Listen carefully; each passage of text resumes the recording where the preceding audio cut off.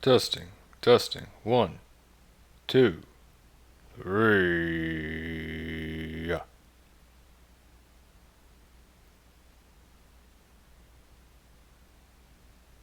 Hi, and welcome to week 6 of Lucid Dreaming 101. I'm your instructor, Crashu, and this week we're going to be covering dream control techniques and things to do in a lucid dream. Personally, this is pretty much my favorite thing about lucid dreaming, and probably most of your guys' favorite things, because it's the reason I guess we all want to lucid dream, to be able to take control of the dream. Uh, First of all, I've said it before, and it's important to remember that your beliefs and your expectations in the dream are what allow you to control the dream. It's how the dream's operating. And so if you really believe you can do something, you're probably going to be able to do it. Regardless, most people are going to find certain things come easy to them and certain things come pretty hard to them in a lucid dream. And there's various issues that you have and various ways to solve those. So to start off, dream spinning can help obviously to stabilize the dream, but you can also use it for things like teleportation, for instance. And it can help you take control of something maybe that you're having a hard time taking control of in the dream. Uh, One of the more effective methods most people use are verbal commands. You say, I want to fly, I want to fly, I want to fly, I want to fly, I want to fly while you're in the dream. You just keep saying that, and you're going to eventually fly. Verbal commands really aren't my thing. They don't work that well for me, but they do work really well for others. It really depends on the kind of person you are. But so verbal commands are probably one of the better ways to solve something when you're having a hard time doing it. You just keep saying it over and over and over. Another thing is like behind the door. Well, that's one of the common ways of teleportation or summoning somebody is you look behind the door.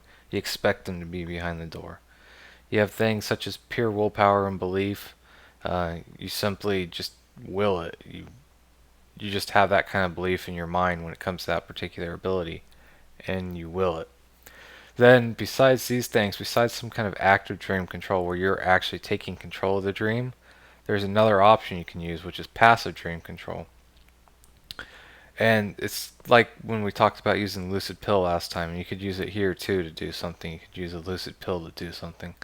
And it's allowing something else in the dream to go ahead and do what you're seeking to do. It's like putting on a jetpack and being able to fly with the jetpack instead of just choosing to fly kind of like Superman style, where you have to believe that you can do that. Well, with the jetpack, you're using something from the dream. You're using kind of a belief or an expectation that the jetpack will enable you to fly. So passive control, a real popular option, is to use a dream character or dream guide, spirit guide, something, and ask them to do something for you, and that will allow you maybe to give you the ability to fly, or they give you the ability to teleport, or to teleport you somewhere.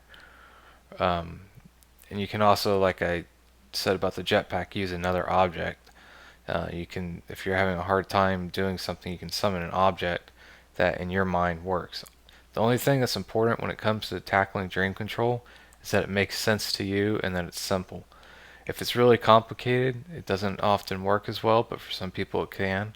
Um, but dream control methods in general should be simple, and more importantly, they should be meaningful to you, and they should seem like they should work. If you don't even think that it's likely to work, you shouldn't even attempt it, because that negative belief that's already there is kind of going to destroy the ability of that dream control technique in the first place. So try to only use techniques that you believe actually have a chance of working. So now under dream control abilities, and I'll have some links posted for this because there's tons of forum articles and stuff about all these dream control abilities out there. I mean, people are always asking about these. This particular slide kind of shows, I think, some of the more popular things and the more common things people do. But there's tons of things to do. I doubt I even listed all of them, but like I said, I'll link stuff so that you can have more in-depth tutorials and stuff like that. My personal opinion, though, is that you shouldn't look at any of that stuff yet. You should at least attempt to do something in your dreams once or twice before actually looking on the forums, because once you start looking to see what other people have done when it comes to like flying or shapeshifting,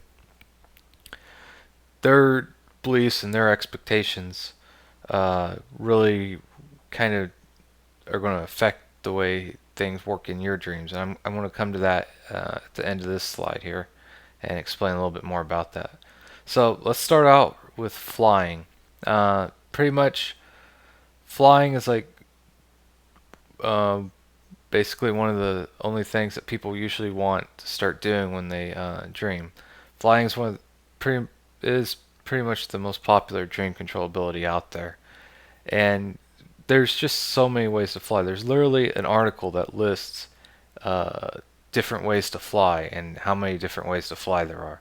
It's kind of hard to really describe how you want to fly in a dream because there's just so many ways to do it, and everybody has a different way. For a lot of people, flying's easy, and for a lot of people, flying's hard. For me, flying's one of those things I'm a natural at. When I first started Lucid Dream, I could only levitate off the ground a bit with my feet. And that was kind of annoying because I'm like, well, flying should be really easy. I mean, I'm lucid, I should be able to do this. And this was when I was starting out. And so I levitated a bit off the ground. The next dream, I was able to really levitate for a while off the ground. And then I think like my third dream trying flying, I ended up flying around, and nowadays I can fly whenever I want. I found usually once you master a dream control ability, you don't lose that dream control ability.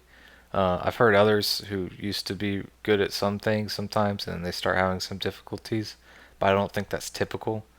Like I said, it's about belief and expectation. So once you're able to do something, then you always believe that you can do that. Therefore, it's a lot easier to always be able to do that. So now that I know I can fly, I can almost fly. But that's not to say that once in a while I don't have a dream where it's like, oh, I'm trying to do something that I normally can do and it's just not working.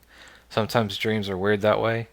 And that's one of the things with dream control. When you're not getting your way in the dream, sometimes you just need to give up doing that action and decide to go do something else because it's just going to waste your dream to try to do something that's not working. And when you go to do something else, if you come back to doing what you were failing to do earlier, like a minute or two later, then that can sometimes work. So it'll kind of like let it stew kind of maybe in your subconscious. That's just my theory. But you try something like flying, you fail, so you go do something else like teleporting, and then you go back to trying to fly. Well, your efforts to fly before were kind of being blocked maybe by yourself, some expectation or belief you didn't understand. And now it's just because you're teleporting, you're not really thinking so much about flying, you just know you want to fly. So your own thoughts aren't really getting in your way and you're able to fly. I don't know. It's my own crazy theories. But either way, that should work to try something. If it's not working, try to do something else instead, then come back to it. You may find that it's easier for you. Next, one of the next most popular things, shape shifting, transforming. Uh, this one, there's a lot of ways to go about it. It also depends on what you want to transform into. Uh, there's just so many ways you can go about it. A popular way would be maybe to take like that Lucid pill I talked about in dream stabilization. You just take a pill out and swallow it, and it'll turn you into what you want to turn into. That would be passive dream control right there as well. Uh, a lot of people just will themselves to shapeshift. And then something like a popular one that I've heard a lot of people do is when they turn into like a werewolf, they'll just get down on all four on their hands and knees and just start running, and then they just slowly start to become the werewolf. And that's kind of an example of using your beliefs and expectations. They kind of just think, well, I want to be a werewolf, so they just start acting like one. And that's the way to shapeshift is just you start acting like what you want to become. Outside of shapeshifting, you also have dream character possession, and I've said before that you can have dream characters. They're not necessarily people, but typically when you refer to a dream character, you're referring to a human dream character. With shapeshifting, you can transform not only into other people or animals, but you can transform into things like trees, rocks, fire, water. If you can think it, you can do it, and there have been people who've done all this. Uh, Obviously, the inanimate objects and The elements are a little bit harder for most people to transform into, but it's very doable and very possible. Uh, it's just yeah, you can possess things. So like if you want to become another dream character, for instance, another person in the dream or something, you simply walk up behind them and then just walk right into them. That's just possessing a dream character, and now you're them. You could probably do that with an animal dream character too. Maybe like a tree. I don't know how that would work with water or fire though. There's just so many different shape-shifting techniques. This, even though I like to do the transformation things in a dream, they don't really work that well for me. I'm not a natural at them, but I keep trying and I keep trying and I keep learning. Probably my favorite transformation so far has probably been the Hulk. He's the one I can do pretty easy. I was surprised that out of all the transformations I could do, the Hulk was the easiest. But for me, the Hulk was the easiest. Turning green and growing real large is pretty easy in my lucid dreams, apparently. And I gotta admit, it's pretty fun to go around and wreck stuff and kind of yell out Hulk smash and smash something. It's pretty satisfying. But yeah, you can. There's just so many different things you can shapeshift into. I don't even know how to cover any more on that because there's just so much. Bending the elements, we talked about that before, and that's like manipulating the water, wind, fire, all that kind of stuff. I don't really know specific techniques that you could use for that. To me, that's kind of like a willpower thing. But I suppose like if you had like a talisman or something that was supposedly magical and gave you that ability, that would work. That's a common way of dream control, by the way, is using like a kind of magic because that just it's logical that magic can pretty much do whatever you want magic to do. So within the dream, because that logic functions quite well, it allows you to do a lot of things you want to do if you believe you're doing something magical. So perhaps some kind of magic that enables you to do it, like a spell you can cast. I don't know. Probably like more like a talisman or something that gives you the ability to do it if you can't just do it by willpower. But you could also order it with your verbal commands too, and order the water to form into some kind of swirling tornado or something.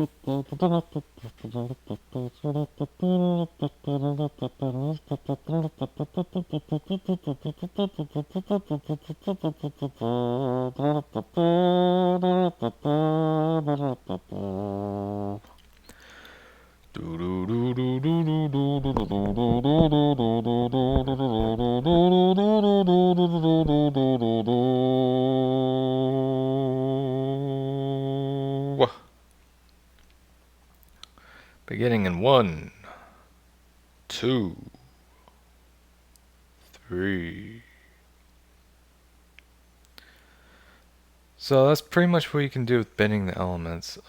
Summoning things is going to be obviously something you want. In particular, passive dream control. Obviously, that's going to be important to be able to summon things. Uh, there's a lot of different little tricks you can have with summoning things. I'm not the best at summoning things, to tell you the truth. Uh, Half the time it works for me, and half the time it doesn't. I don't know.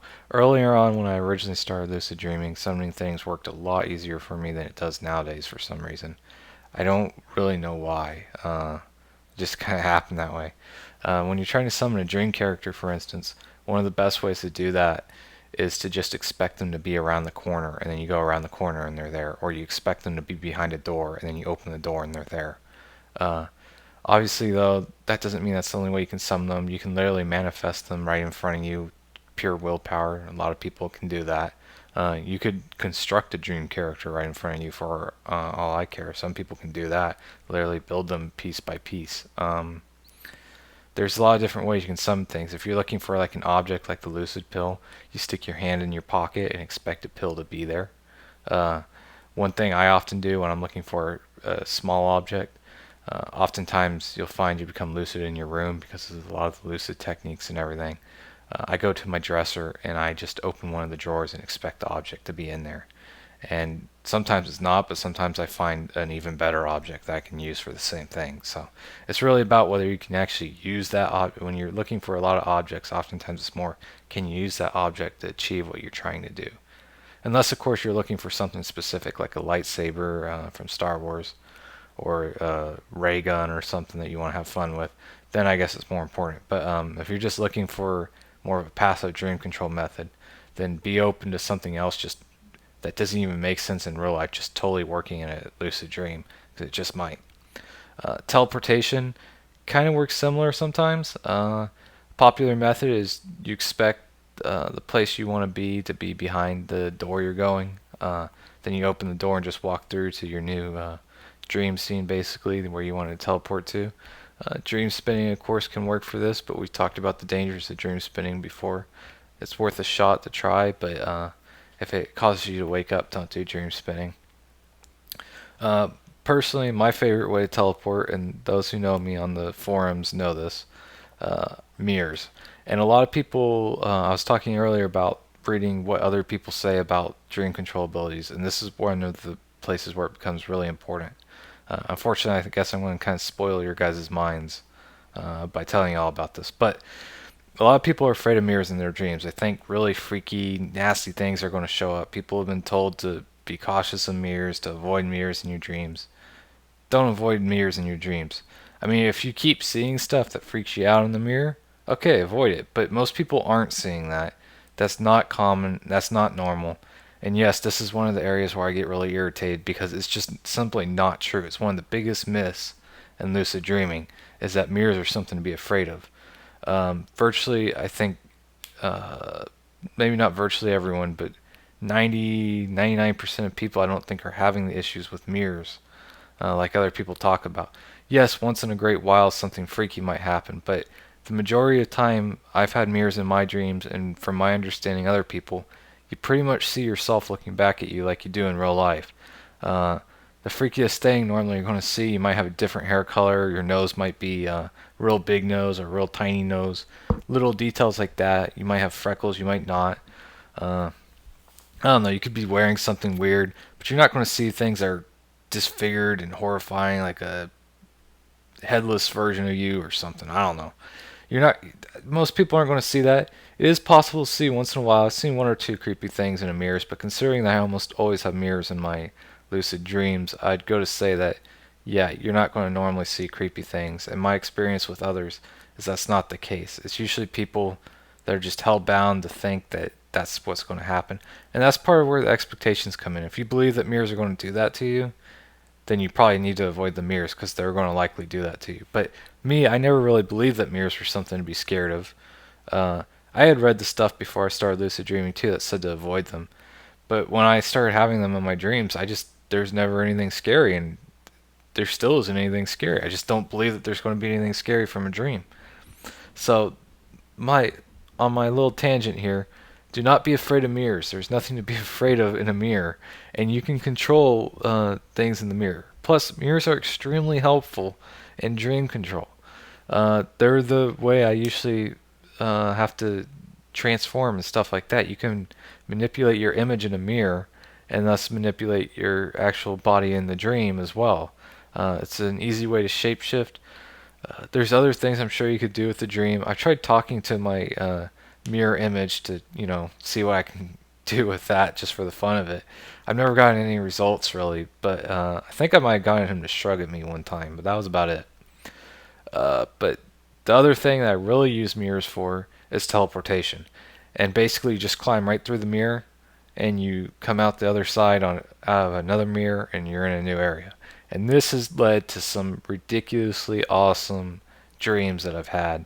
Uh, there's just been some really beautiful dream scenes I've come across. Like one time I ended up in like a seaside house in San Diego or something, but it wasn't really San Diego kind of, and it had like icebergs on the outside of the coast and everything. There's penguins and all these different animals that couldn't even exist in real life, just crazy hybrids of stuff around and all that kind of stuff. And it was like this large mansion, and it's just an awesome awesome dream scene.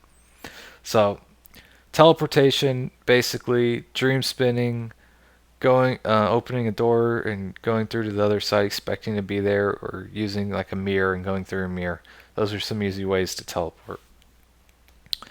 A lot of people like to eat. I don't think there's really much to explain with that. You just eat something. You're not limited to eating things that are edible in real life. You can eat anything. You can eat your own fingers for all I care. Some people have. It's weird, but people have. Uh, I know in one of the challenges I did one time, you had to eat stuff that was unedible in real life. I tried to eat a garbage can one time. That didn't work out, though, if I recall correctly.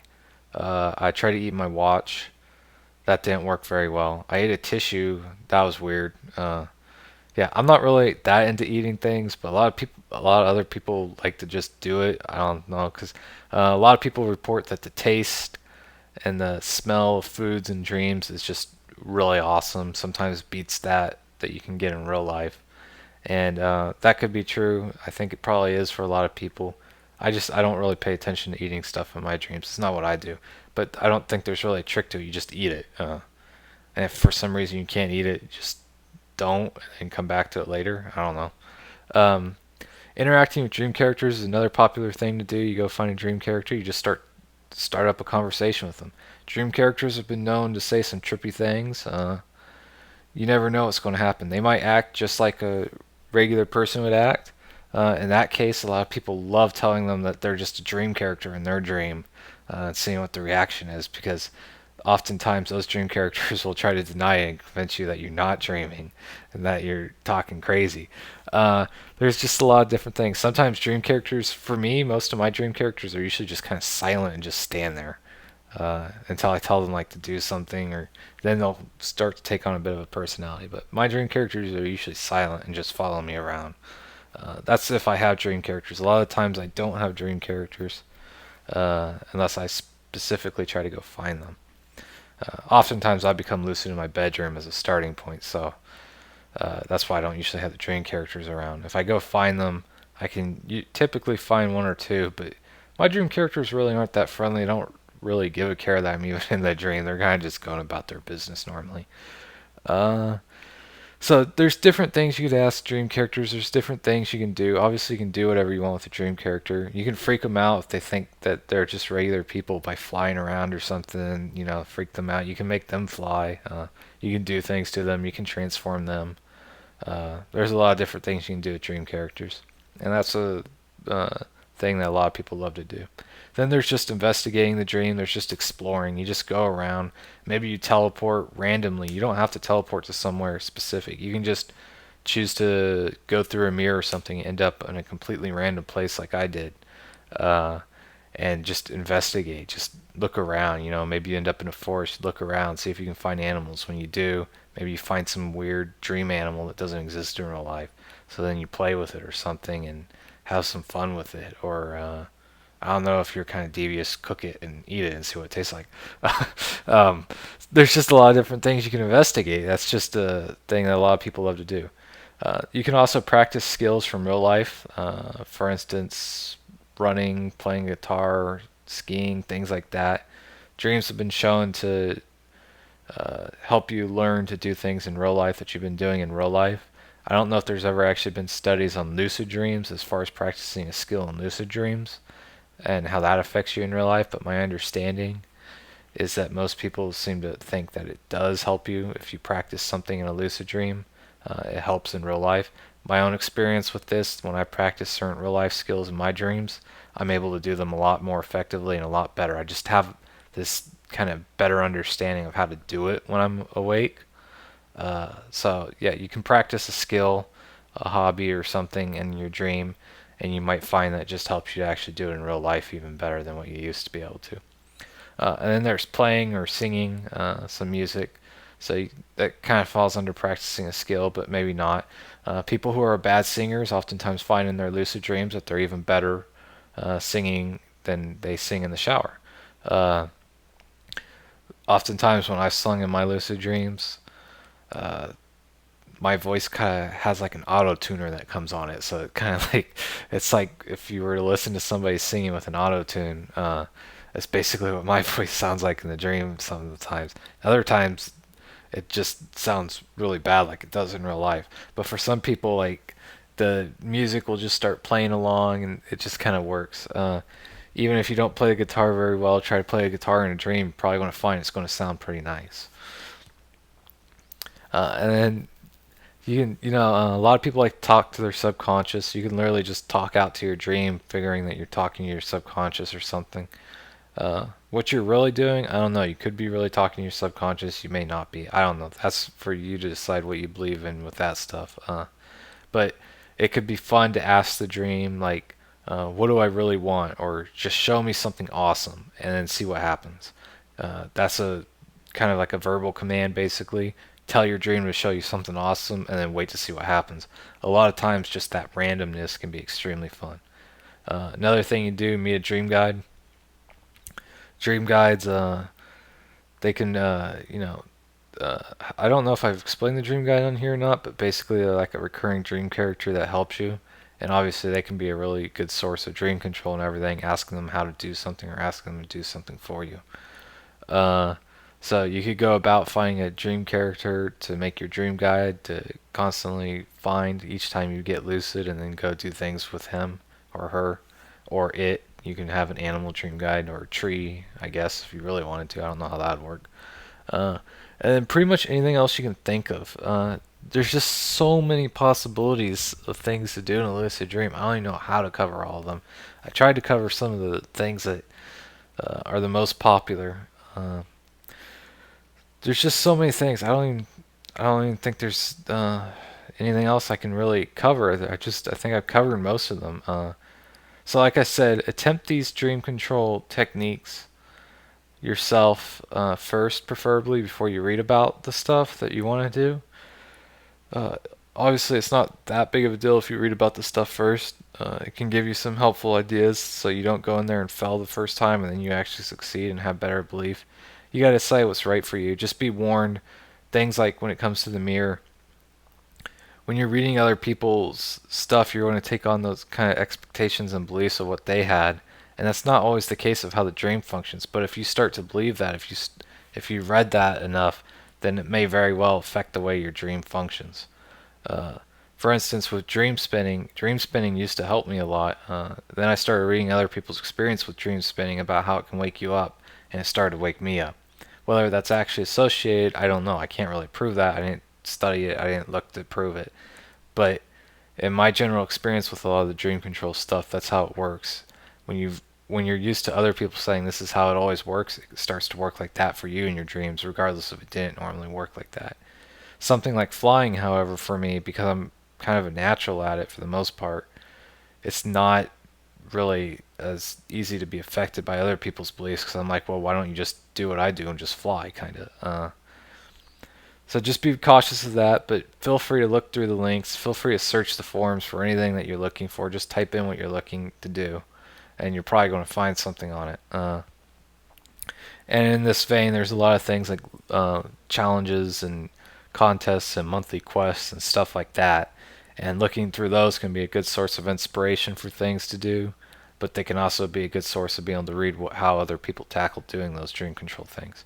So for this week, I don't really know how to assign you guys any homework. If you get lucid, do something. That's pretty much your homework. And hopefully you will be getting lucid. Hopefully you're keeping up with the dream journaling and the reality checks. And hopefully you've been keeping up with mild. If you've been able to do wild and wake back to bed as well, that's awesome. But I don't expect you guys. I don't expect all you guys to be able to continue to do that. Those two. Those two can be kind of strenuous to use. But hopefully you've been at least keeping up with mild. Obviously you don't have to, but hopefully you have.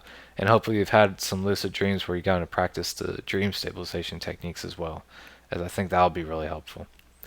So if I forgot anything or there's anything else to really mention, I'll cover it in the official week post. I don't think I forgot anything though, but you never know. So that's it for this week, and good luck getting lucid.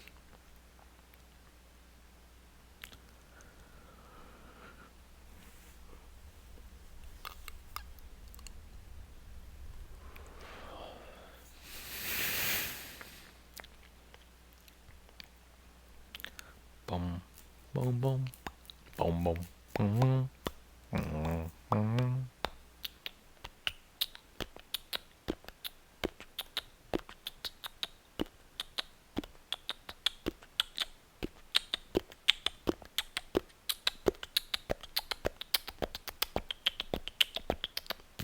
Foo, foo, fa, fa, fa, fa, ba.